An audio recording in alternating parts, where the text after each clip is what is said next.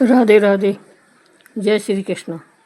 दोस्तों, आज हम आपको सुनाने जा रहे हैं बैतरणी पार करती ये आत्मा की कथा, गरुड़ पुराण के 7 पुण्य कर्मों की अमर गाथा। प्राचीन समय की बात है। मृत्यु के उपरांत आत्मा का मार्ग सरल नहीं होता। जब शरीर पंच तत्व में विलीन हो जाता है तब आत्मा अकेली खड़ी होती है उस रहस्यमयी मार्ग पर, जहाँ उसे एक नदी का सामना करना होता है, एक भयानक, अकल्पनीय और पीड़ा देने वाली नदी, जिसे गरुड़ पुराण में वैतरणी कहा गया है। आखिर वैतरणी नदी का रहस्य क्या है? गरुड़ पुराण में वर्णन आता है कि वैतरणी कोई साधारण नदी नहीं है। यह रक्त, मांस, कीचड़, मलमूत्र और कांटों और अग्नि से भरी होती है। यह आत्मा को उसकी समस्त कुकर्मों की पीड़ा एक साथ देती है। जो जीवन भर पाप करता है, जो दूसरों को कष्ट देता है, जो धर्म, दया, सेवा और सच्चाई से दूर रहता है, उसकी आत्मा इस नदी को पार करते समय भयंकर चित्कार करती है, रोती है, तड़पती है, लेकिन उसे कोई बचाने वाला नहीं होता। लेकिन गरुड़ जी पूछते हैं, हे भगवान, क्या कोई उपाय है जिससे इस भयंकर पीड़ा से मुक्ति मिले? भगवान विष्णु उत्तर देते हैं, हाँ गरुड़, यदि कोई व्यक्ति जीवन में 7 विशेष पुण्य कर्म करता है तो उसकी आत्मा इस बैतरणी को बिना कष्ट के पार कर जाती है। गाय की पूंछ को पकड़कर, जैसे बच्चा अपनी माँ की उंगली पकड़कर नदी पार करता है। दोस्तों, आइए जानते हैं वे 7 दिव्य पुण्य कर्म जो आत्मा को बैकुंठ के द्वार तक पहुँचा सकते हैं। जब शरीर पंचतत्व में विलीन हो जाता है तब आत्मा एक ऐसे अदृश्य मार्ग पर अकेली खड़ी होती है जहाँ ना कोई अपना होता है, ना कोई सहारा। और उसी रहस्यमयी मार्ग पर आगे बढ़ते हुए वह पहुँचती है एक भयानक, रक्त और मल से भरी हुई, कांटों और ज्वालाओं से जलती हुई नदी के किनारे, जिसे गरुड़ पुराण में बैतरणी कहा गया है। यह नदी साधारण जलधारा नहीं, बल्कि पापियों के लिए शुद्ध नरक की अनुभूति है। जो आत्मा जीवन भर धर्म, सेवा, दया और सत्कर्मों से विमुख रही होती है, उसे इस नदी में घसीटा जाता है। उसकी चीखें और तड़प भी उस समय कोई सहायता नहीं कर सकती।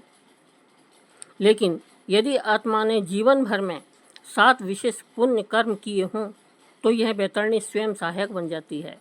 भगवान विष्णु ने गरुड़ को बताया कि ये 7 पुण्य कर्म आत्मा के लिए स्वर्ग का द्वार खोल देते हैं। पहला पुण्य है गोदान।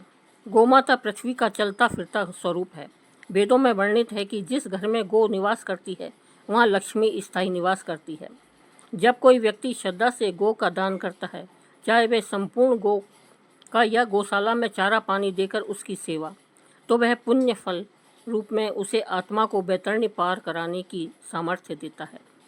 मृत्यु के बाद वही गो आत्मा को पूंछ पकड़कर उस नदी के पार ले जाती है, जैसे एक माँ अपने बालक को गोदी में लेकर उफनती धारा पार कर जाए।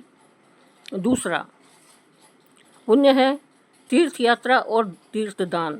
जब व्यक्ति श्रद्धा से पवित्र तीर्थों जैसे काशी, हरिद्वार, गया, बद्रीनाथ, पुष्कर, रामेश्वरम आदि में स्नान करता है, वहाँ ब्राह्मणों को अन्न, वस्त्र, स्वर्ण या भूमि दान करता है, तब वह अपने पूर्वजों की आत्मा को तृप्त करता है और अपने भविष्य के पथ की बाधाओं को शुद्ध करता है।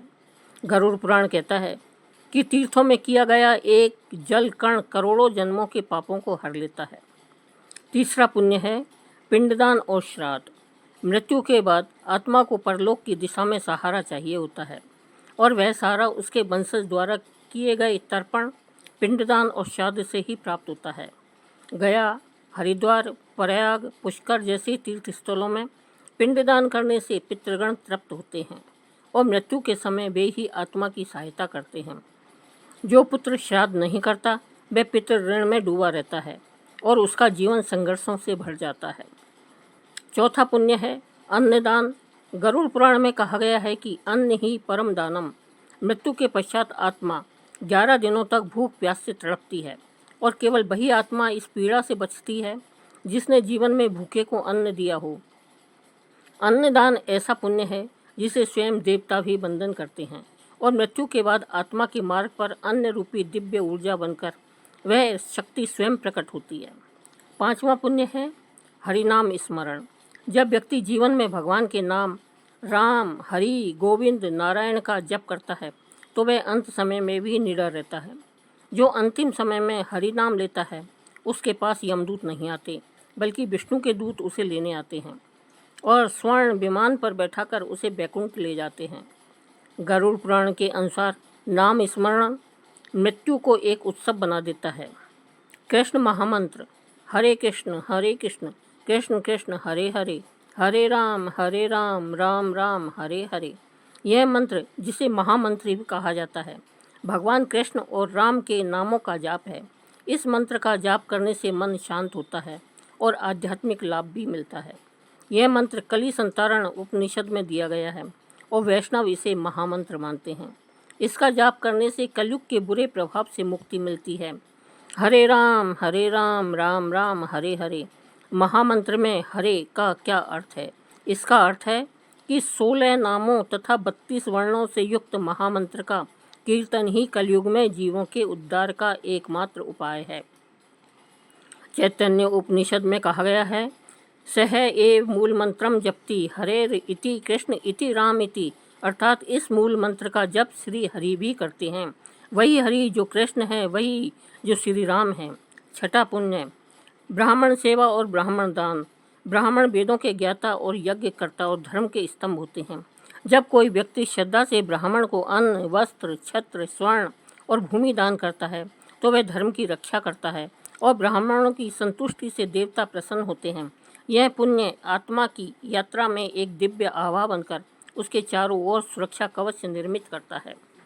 सातवां दान और अंतिम पुण्य तिल, जल और स्वर्ण का दान जो सूक्ष्म लोक की शांति का कारण है। तिलम कुंभ स्वर्ण दानम पाप विनाशनम स्मृतम। तिल पितरों के लिए, जल प्यास बुझाने के लिए, स्वर्ण आत्मा की ऊर्जा बढ़ाने के लिए। ये 3 दान इतने सूक्ष्म हैं कि इनका प्रभाव मृत्यु के बाद की यात्रा में अत्यंत महत्वपूर्ण हो जाता है। तिल का दान पितरों की शांति देता है, जल का दान मृत आत्माओं की पीड़ा को शांत करता है और स्वर्ण का दान आत्मा को दिव्य तेज और आभा प्रदान करता है। गरुड़ पुराण कहता है कि जो यह दान करता है उसकी आत्मा का मार्ग सुगम और दिव्य बन जाता है। तिल पितरों को शांत करता है, जल त्रसित आत्माओं की प्यास बुझाता है और स्वर्ण आत्माओं को तेज देता है।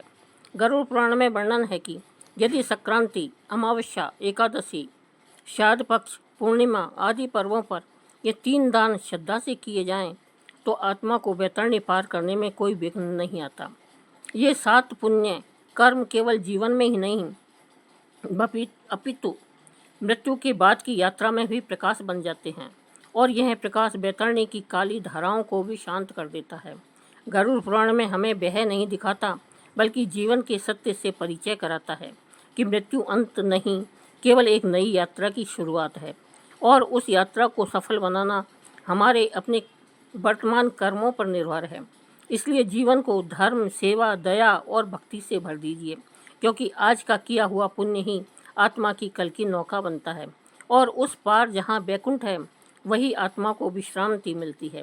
यदि आपने इन 7 में से एक भी पुण्य कर्म अब तक नहीं किया है तो करिए नहीं, डरिए नहीं, करिए। आज भी समय है, अभी भी वैतरणी का द्वार खुला है और 7 पुण्य कर्मों की नौका आपकी प्रतीक्षा कर रही है।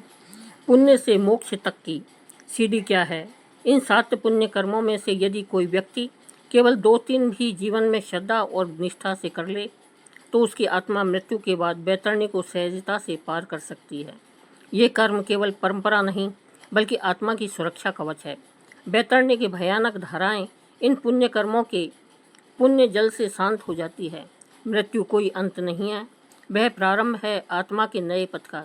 इसलिए आज ही कोई एक पुण्य कर्म चुनिए और वैतरणी के पुल की ओर पहला कदम बढ़ाइए। यह लेख है आपको आत्मिक शांति दे, जो कृपया हरि नाम लिखकर शेयर करें। दोस्तों, जो भी सचेत करने आए हैं ताकि हम समय रहते अपने जीवन को पुण्य और सत्कर्मों से भर सकें। वैतरणी कोई कल्पना ही नहीं है, हमारे कर्मों का आईना है। यदि जीवन में ये 7 दिव्य पुण्य कर्म अपनाए जाए, गोदान, तीर्थदान, पिंडदान, अन्नदान, हरिनाम स्मरण, ब्राह्मण सेवा, और तिल जल स्वर्णदान तो मृत्यु भी मुस्कुराहट में बदल जाती है। इसलिए भाइयों और बहनों, आज से ही संकल्प लें, हर दिन एक छोटा पुण्य आत्मा के कल्याण के लिए क्योंकि जब अंतिम क्षण आएगा तो साथ केवल हमारे कर्म और हरिनाम ही होंगे। अगर यह कथा आपके मन को छू गई हो तो इस वीडियो को लाइक करें, दोस्तों को शेयर करें और हमारे चैनल को सब्सक्राइब करें। धन्यवाद।